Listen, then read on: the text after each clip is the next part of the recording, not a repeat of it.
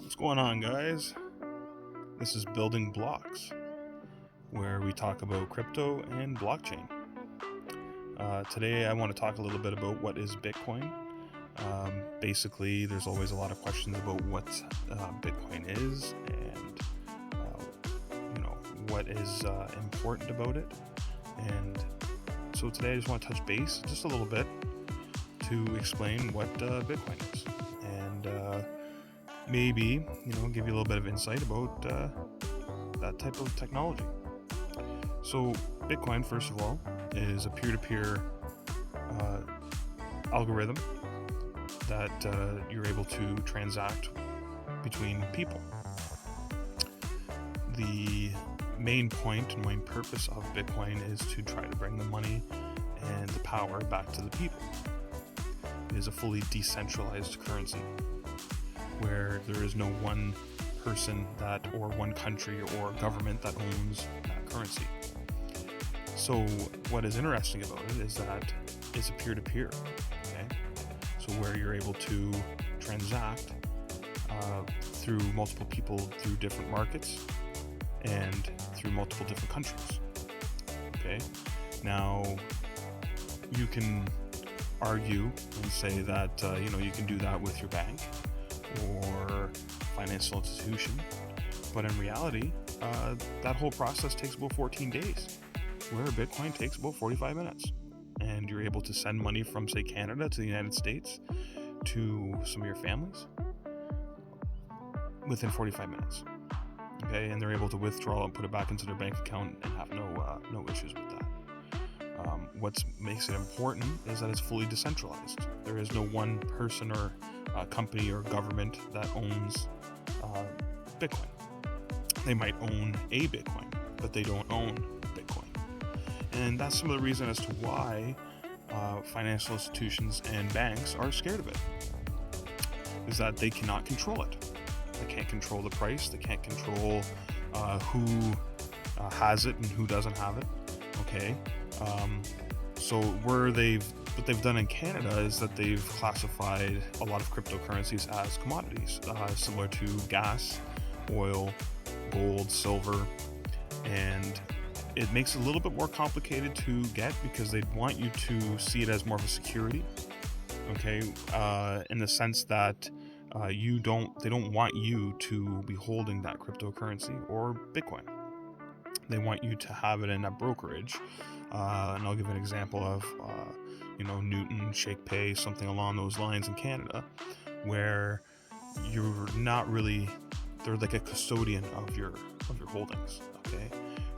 That being said, in those programs, you're able to withdraw and put it into a private wallet, but down the line is that the majority of it is that it is they're trying to control where you can actually access it, okay?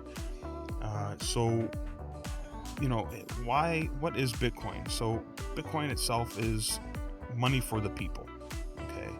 And it's a hedge against inflation. It is a fully decentralized currency. It runs on a very, very complicated platform and protocol. And there's a whole process of it as to why it's deflationary, right? And that would be the 21 million Bitcoin, that have been created.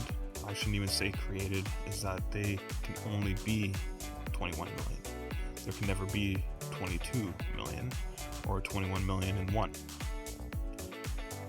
So the way that it works is that there's a hash, and that hash rate gets cut in half each and every single 4-year cycle. So then we just witnessed in 2020 that Bitcoin halving, and as you can see that the scarcity of Bitcoin itself went up, so did the price. Because now the mining units that you see or hear about, okay, can only mine half of what they could before, okay? And this process carries out every 4 years. So the next one would be 2024, which now the hash rate gets cut in half again. So you're not able to mine the amount that you were before, and it's going to be a lot slower rate. So that being said, that's the reason why it is a deflationary asset, right? It's not going to be manipulated by the way that the governments and banks are manipulating our money right now with printing it out constantly. Is they actually have to slow the rate of the amount of Bitcoin being put into the system. Okay, so that's just an interesting aspect of what it is. So the future is very bright for all of crypto and Bitcoin itself. So seeing that as a deflationary asset is quite interesting to see that happen. And like I said, it's basically a currency that is bringing the power back to us, and that's what we want.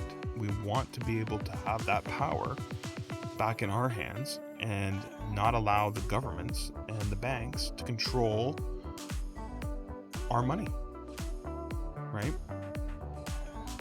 So this is just a quick 6-minute video here about that, and I'll elaborate on it a little bit down the road, but this is just the main idea. And I'm just getting my channel out and on the interwebs, so it's a trial and error type of process, and hopefully you guys will like and subscribe, and going forward, sooner or later the content will get a lot better and a lot more fluent. But in the meantime, I hope you like and subscribe, and enjoy what you can, and hopefully this gives you a little bit of a basic knowledge of what crypto and blockchain is all about. So signing off, this is Building Blocks.